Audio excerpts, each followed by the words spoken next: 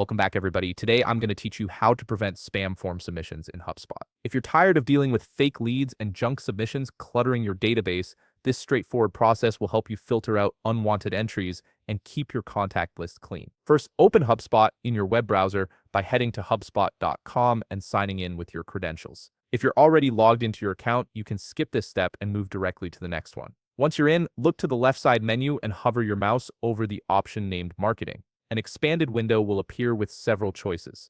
From this menu, locate Forms and click on it. This section houses all the forms you've created for your website or landing pages, and it's where we'll make the necessary changes to block spam submissions. Now in the Forms menu, scroll through your list and find the specific form you want to edit. Once you've located it, click on the form to open it, then click Edit Form in the upper right part of your screen. This takes you into the form editor where you can modify various settings and elements. Next, look for the email element within your form and click on it. A left side panel will appear with customization options for that field. Scroll down until you see an option labeled Email Domains to block. Here, you can enter the domain names you want to prevent from submitting your form. For example, if you're getting spam from a particular email domain, simply type it in and it will be blocked from future submissions. Additionally, you might want to consider ticking the box labeled Block Free Email Providers.